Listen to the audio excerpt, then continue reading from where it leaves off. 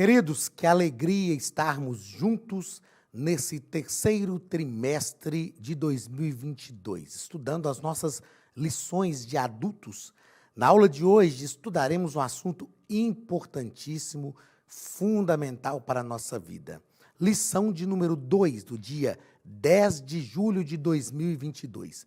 O título da nossa lição é A Sutileza da Banalização da Graça. Nós vamos entender o que é a graça, a importância da graça, a extensão da graça, a necessidade da graça.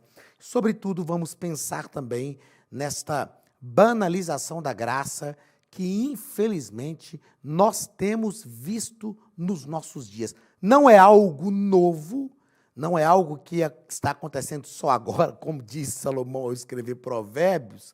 Aliás, ao escrever Eclesiastes, tudo que é já foi, tudo que há de ser também já foi, não existe nada novo debaixo do céu. A banalização da graça não é algo novo, mas é algo que está se repetindo. Então, nós vamos entender isto e perceber que esta é uma sutileza. Já falamos na primeira lição o que é a sutileza, é uma artimanha, é algo muito suave, é um movimento suave, quase que imperceptível. E nós vamos entender que, infelizmente, o diabo tem usado de algumas sutilezas para lutar contra a igreja. O texto áureo da nossa lição está em Efésios capítulo 2 e versículo 8. Porque pela graça sois salvos, por meio da fé, e isso não vem de vós, é dom de Deus. Perceba que a Bíblia vai tratar a graça aqui como um dom de Deus. Como eu já disse aqui na aula passada, a Bíblia, em diversas vezes, vai tratar a graça como um dom. E nós vamos perceber isso hoje aqui de forma mais ampla. Eu quero falar sobre isso, o que é este dom da graça e o que este dom da graça promove na nossa vida. Nós precisamos ser movidos pelo dom da graça. A verdade prática nos diz que a graça de Deus não é barata. Ela requer arrependimento, novo comportamento, ou seja, nova vida em Cristo. A graça de Deus chegou até nós por um favor, uma doação. Deus nos deu a graça, nos doou a graça, mas houve um preço. Nós sabemos que Jesus pagou o preço desta graça. Palavra-chave, banalização. O que é banalizar? É não credibilizar a graça com os créditos que ela verdadeiramente tem. Banalizar é falar, não, isso aqui pode ser executado de qualquer jeito, tal. Isso é banalizar. Mas nós vamos perceber que precisamos não banalizar a graça. Leitura bíblica em classe está em Efésios capítulo 2, versículos 4 ao 10, que diz o seguinte: Mas Deus, que é riquíssimo em misericórdia, pelo seu muito amor com que nos amou, estando nós ainda mortos em nossas ofensas, nos vivificou juntamente com Cristo. Pela graça sois salvos. E nos ressuscitou juntamente com Ele, e nos fez assentar nos lugares celestiais em Cristo, para mostrar nos séculos vindouros as abundantes riquezas da sua graça, pela benignidade para conosco em Cristo Jesus.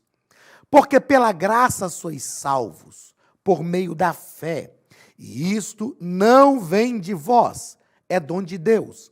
Não vem das obras, para que ninguém se glorie, porque somos feitura sua, criados em Cristo Jesus, para as boas obras, as quais Deus preparou para que andássemos nela. Paulo deixa claro aqui que nós somos salvos pela graça. Salvos pela graça.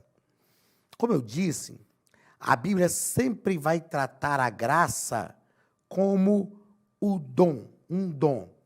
E o dom da graça, deixa eu trocar aqui. O dom da graça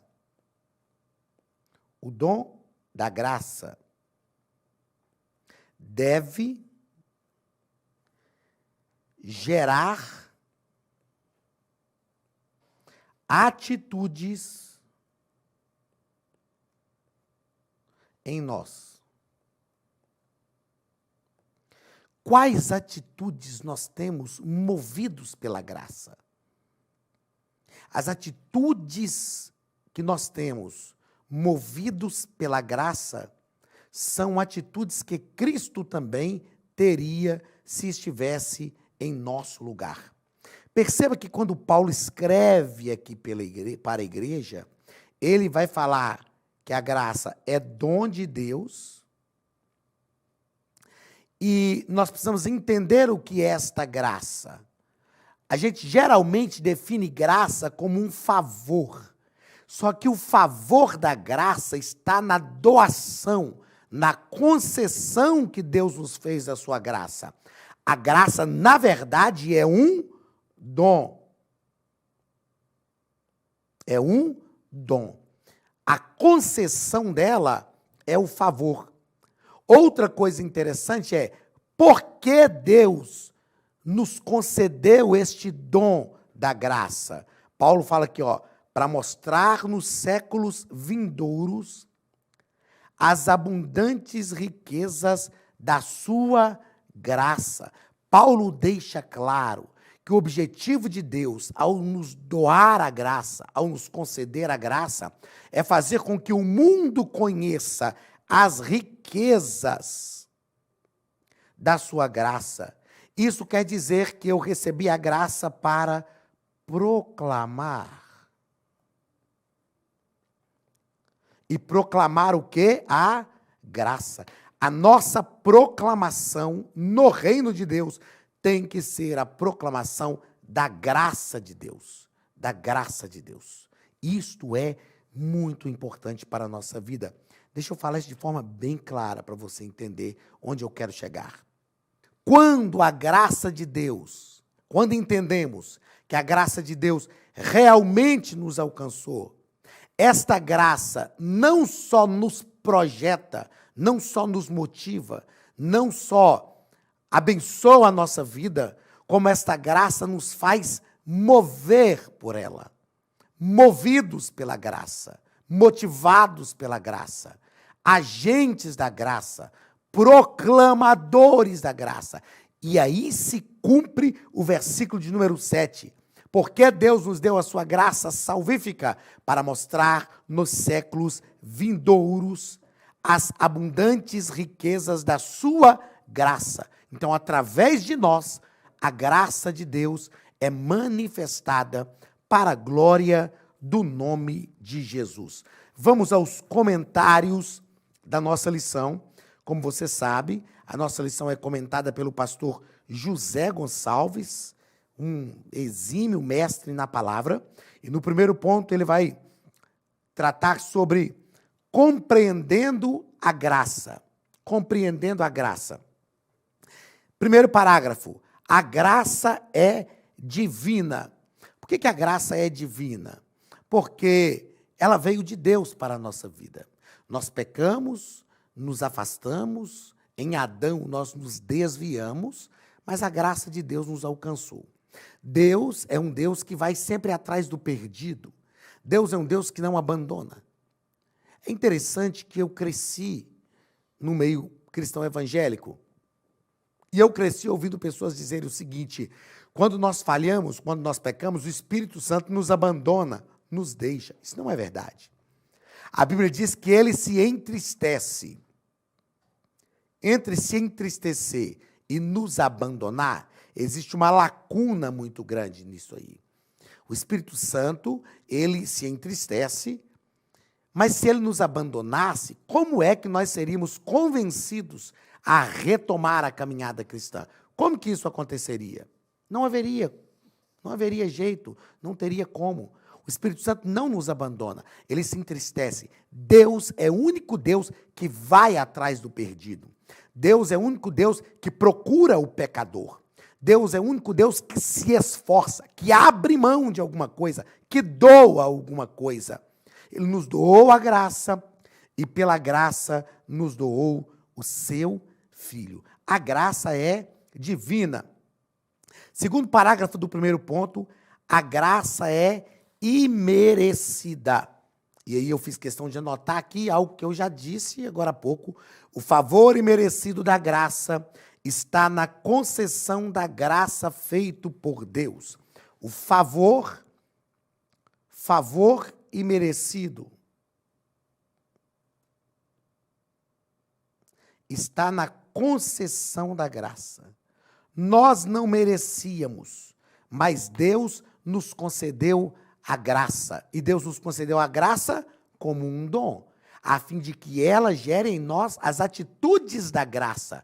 E nas atitudes da graça, as riquezas, como disse a leitura bíblica em classe que nós lemos, nas atitudes da graça, as abundantes riquezas da graça de Deus sejam manifestas. Então, o que é graça? Se alguém te perguntar a partir de hoje, o que é graça? A resposta é: graça é um dom que nos foi concedido por um favor que nós não merecíamos. Segundo ponto da nossa lição, a graça no contexto bíblico. Primeiro parágrafo, a necessidade da graça. Algumas coisas são destacadas pelo nosso comentarista, e ele vai nos deixar claro que uma das doutrinas mais bem definidas e claras nas Escrituras é referente à queda do homem. Então, o primeiro fato a ser observado é que Adão, o primeiro homem, foi criado como um ser moralmente livre, podendo escolher o que fazer. Ele foi criado como um ser moralmente livre, podendo escolher o que fazer. E ele escolheu pecar. Ele escolheu se distanciar de Deus. Até o livre-arbítrio é um sinal da graça de Deus. Deus não tirou o livre-arbítrio do ser humano, ou o criou sem o livre-arbítrio, porque se Deus criou o homem sem o livre-arbítrio, Deus estaria sendo arbitrário. O homem não teria o poder de decidir. É claro que na sua onisciência, Deus já sabia também que Adão iria usar o livre-arbítrio para o mal, para o pecado, assim como nós muitas vezes fazemos. Infelizmente. Mas Deus não nos cerceou e nunca vai cercear o livre-arbítrio, porque o que Deus quer é a nossa voluntariedade. Mesmo antes de criar o ser humano, sabendo que o ser humano usaria o livre-arbítrio para o pecado, a Bíblia diz que Jesus é o Cordeiro morto desde a fundação do mundo. Sabe o que é isso? Prova de amor incondicional. E esse amor incondicional é por causa da graça de Deus sobre a nossa vida. Olá, queridos alunos e alunas da Academia de Pregadores, que bom ter você conosco neste momento tão especial. Estamos aqui para apresentar a nova plataforma da Academia de Pregadores, que foi construída ao longo dos últimos meses com muito carinho, um grande investimento, para levar até você não somente um conteúdo de excelência, mas também tecnologia de ponta. Veja comigo. Os cursos estão organizados por trilhas na página principal. Aqui você encontra sugestões, lançamentos, temas específicos e outras categorias. No final da página tem uma trilha com todos os cursos. Após começar os seus estudos, a primeira trilha será Continuar assistindo, que mostra somente os cursos iniciados por você. Sobre a capa do curso consta o número de aulas, a carga horária e um botão para adicionar aos favoritos. Nesta seta, você pode expandir e ver um vídeo de introdução. Para fazer login, clique no avatar no canto superior direito e insira o seu e-mail e senha usados no cadastro. Caso tenha esquecido a senha, é só clicar neste link, preencher o e-mail cadastrado e a senha será enviada. No canto superior esquerdo fica o novo menu do portal. Ao abrir um curso pela primeira vez, você vê as informações do curso e do professor. E na lateral, ou logo abaixo, se for no celular, está a lista de módulos e aulas. Algumas aulas iniciais podem ser grátis e qualquer pessoa que fizer um cadastro rápido pode assistir. Após se matricular, aqui você vê as aulas concluídas, aulas liberadas ou agendadas. Você pode adicionar os favoritos, dar uma nota ao curso e acompanhar o seu progresso. E se você sair do curso e retornar depois, o sistema vai abrir exatamente a última aula assistida. Se estiver no computador, use esta seta para ampliar a tela. Logo abaixo da videoaula você encontra os links para baixar anexos, como áudio e apostilas. E neste campo em branco, pode fazer as suas anotações enquanto assiste. Depois é só imprimir ou salvar. Quando terminar o curso, clique no botão Emitir meu certificado e ele será gerado automaticamente no mesmo instante e sem custo. Clicando no avatar, você tem acesso ao seu perfil e histórico de pagamento. Em Meus Cartões, pode adicionar um novo cartão de crédito para fazer o pagamento do seu plano. Se você já era nosso aluno e seu cartão não aparece aqui, adicione um cartão na nova plataforma. Então aproveite as novidades e clique em Assine Agora. Escolha um dos planos, venha para a Academia de Pregadores, a maior escola bíblica online do Brasil.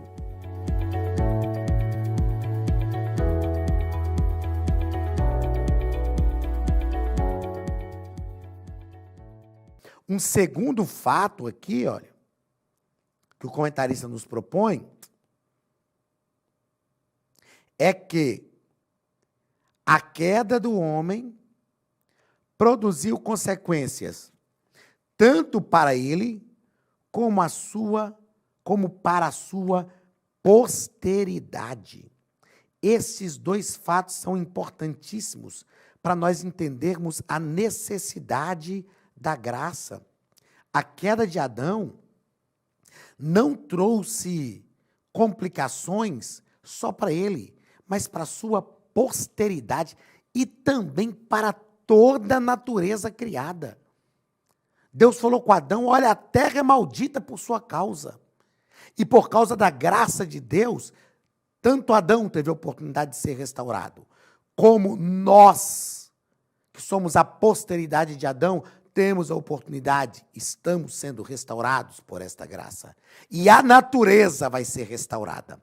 Paulo fala que toda a natureza geme como se estivesse com dores de parto, aguardando a redenção. Que redenção é esta? É a redenção promovida pela graça de Deus. A graça de Deus não veio só para Adão. A graça de Deus veio para toda a descendência de Adão, que somos nós. E Paulo, quando fala de Cristo como o segundo Adão, ele diz: como por um homem entrou o pecado no mundo, por um homem entrou também a salvação. Se todos foram condenados em um homem, todos também em um homem foram salvos. Adão pecou como homem, mas Cristo, como homem, não pecou e nos deu a condição de sermos alcançados pela graça de Deus. Segundo parágrafo do segundo ponto, a extensão da graça. Até onde a graça de Deus chega? Até onde a graça de Deus se estende? O nosso comentarista nos propõe que as Escrituras afirmam que Deus quer salvar a todos. A graça de Deus não pode ser insuficiente. É suficiente. A graça não pode ser suficiente para alcançar uns e insuficiente para alcançar outros. A graça de Deus é suficiente para alcançar a todos. A todos. A graça de Deus é suficiente. A graça de Deus que me alcançou alcança todos os perdidos, alcança você. A graça de Deus. Outra coisa que precisamos responder Disso aqui depende a nossa salvação. A graça de Deus já foi concedida, mas precisamos responder positivamente à graça. O que nós precisamos para ser salvos? Responder positivamente à graça. A graça de Deus já nos foi concedida. Como por um favor Deus nos concedeu, nos deu a graça. A graça de Deus é um dom. Ela se manifestou em Cristo. A Bíblia diz assim, porque a graça de Deus se há manifestado. Cristo manifestou manifestou a graça do Pai. Através de Cristo, toda a graça de Deus suficiente para salvar o mundo inteiro já nos foi concedida, já foi manifestada. A única coisa que nós precisamos é responder positivamente à graça. Segundo parágrafo do segundo ponto. Outra coisa, antes do segundo parágrafo, outra coisa que eu quero destacar que o pastor José Gonçalves deixa claro aqui para a gente, é que a graça é universal, porque é estendida a todos os homens. Só para fechar aquilo que a gente estava falando aqui. A graça é universal. Aqui nós temos um problema, que é o problema do calvinismo fatalista, que é o problema do fatalismo. O fatalismo torna a graça de Deus insuficiente, porque no fatalismo, a graça de Deus pode alcançar alguns e não alcançar outros. Ou seja, Deus pode salvar uns e não salvar outros? Pode, Deus pode tudo, Ele é soberano. Imagine o seguinte, está aqui o Gustavo que está gravando comigo. Aí Deus, eu e o Gustavo temos o mesmo nível de conhecimento do que é o pecado. Aí eu e o Gustavo cometemos o mesmo erro. Então estamos assim, parelhos em tudo. Aí de repente Deus chega e fala assim, eu vou salvar o Gustavo e não vou salvar o Anderson. Se Deus fizer isso, eu posso falar com Deus assim, mas o senhor está sendo injusto comigo? Não, Deus não está sendo injusto. Deus vai me responder, não, você está sendo condenado pelos seus próprios erros. Ué, mas o Gustavo não está sendo condenado e ele errou do mesmo jeito, isso é um problema de Deus. Soberania de Deus. Deus é soberano. Deus pode fazer isso. Aí o calvinismo fatalista estaria certo. Só que se Deus fizer isso, a graça de Deus se torna insuficiente, porque ela é suficiente para salvar o Gustavo, mas não é suficiente para me salvar. E é por isso que eu escrevi aqui, ó, a graça de Deus, a graça de Deus é suficiente. A graça é suficiente. E sendo suficiente, a graça é universal, porque é estendida a todos os homens. Então aqui o fatalismo cai por terra. Deus não criou uns para a salvação e outros para a perdição. Deus criou todos para serem alcançados pela sua graça. Terceiro ponto. A graça no contexto da reforma. Primeiro parágrafo, a corrupção da doutrina da graça. Houve uma corrupção, uma degradação na doutrina da graça. Houve uma degradação na doutrina da graça no período da Idade Média, quando a Igreja Católica Romana estabeleceu diversas formas de ser salvo. Compra, venda de indulgências, a doutrina do purgatório, a infalibilidade papal, só o Papa é que tinha autoridade de perdoar pecados, a relevância da tradição católica romana, que tinha a mesma autoridade da Bíblia. E então estas coisas corromperam a doutrina da graça. E nós sabemos, historicamente, que Martinho Lutero, um alemão que era monge da ordem dos agostinianos, lendo a carta aos romanos, percebeu, porque pela graça sois salvos. Isso não vem de vós, é dom de Deus. E a história nos diz que Martinho Lutero era um dos monges mais penitentes dos seus dias, e ele fazia diversas penitências, acreditando que isto ia promover a salvação na vida dele. E ele percebeu, aprendeu, e sem dúvida o Espírito Santo falou isso ao seu coração, que a salvação era pela graça. E então ele resolveu promover o que nós chamamos de reforma protestante. Porque ele resolveu protestar não contra a igreja, mas contra a situação que a igreja vivia. Lutero não queria criar uma outra igreja. Lutero não queria criar uma outra doutrina, mas ele queria que a igreja retornasse aos padrões bíblicos doutrinários da doutrina da graça. E aí nós temos o segundo parágrafo desse terceiro ponto, a restauração da doutrina da graça. E a gente sabe que um dos pontos cruciais da reforma protestante é o sola gratia. Só a graça. A salvação só pela graça. Sola fides, sola gratia, sola Christus, sola Escritura e só lhe deu glória. Só lhe deu glória. Só Cristo. Só a fé. Só Cristo. Só a graça. Só a Escritura e só lhe deu glória. Cada uma dessas solas, cada uma dessas solas da reforma protestante defendia algo. Né? Sola Christus, a salvação é só através de Cristo. Sola fides é pela fé. Sola gratia é por causa da graça. Sola Escritura jogava por terra a autoridade, pseudo-autoridade da tradição católica romana. Dizia, a Escritura é que tem autoridade. E só lhe deu glória. Jogava por terra a infalibilidade papal.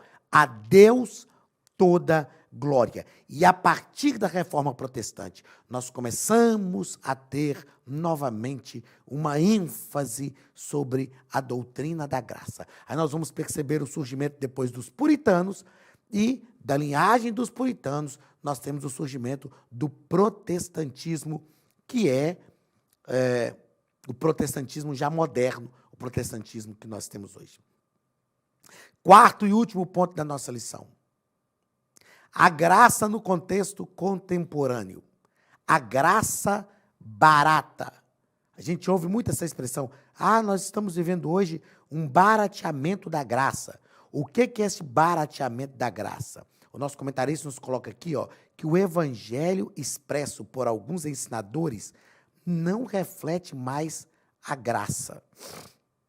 Eu me lembro de um presbítero que tivemos na nossa igreja, na época da minha juventude, irmão Pedro.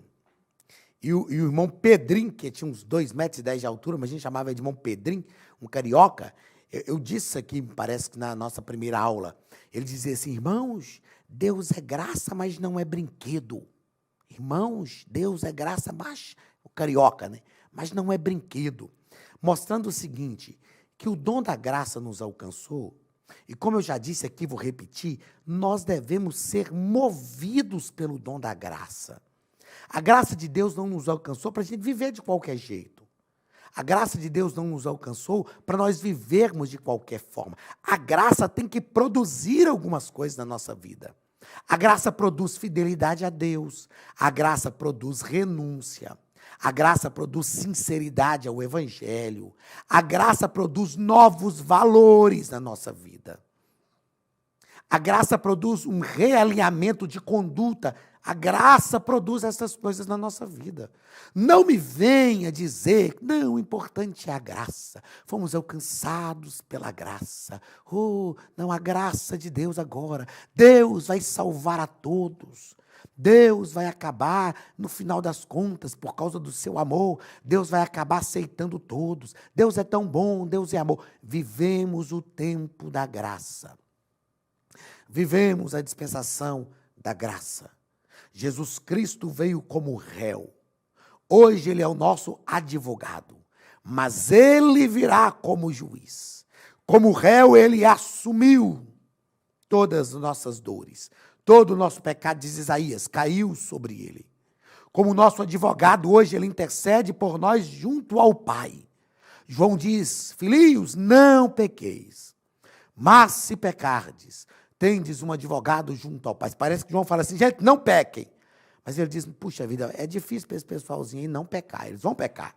Mas fiquem tranquilos, se pecardes, tendes um advogado junto ao Pai, Jesus Cristo o justo. Ele é o nosso advogado pleno. Ele intercede as nossas causas. Então, quando ele veio como réu, ele assumiu isto. Como nosso advogado hoje, ele assumiu isso também. Mas o dia que ele vier como juiz, meu irmão, ele vai assumir também isto. Não pense que quando ele vier como juiz, não, ele vai ter misericórdia. João viu em Apocalipse, capítulo 19, João viu um Cristo que estava montado no cavalo branco. E a Bíblia diz que ele saía da sua boca. João, na visão, viu uma espada aguda que saía da sua boca. E ele diz, e ele regerá as nações com vara de ferro. Ele virá como juiz. Este é o tempo de respondermos positivamente à graça de Deus, que já nos alcançou. Segundo parágrafo e último ponto da lição. O valor da graça. A graça não tem preço. A graça tem valor. O mundo que nós estamos vivendo hoje, as pessoas estão confundindo. Às vezes eu esqueço de trocar aqui, gente. Preço. Tem gente que está achando que preço é igual valor. Não. Preço é aquilo que se paga.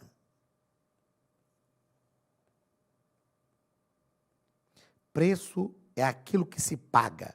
Valor é o que significa.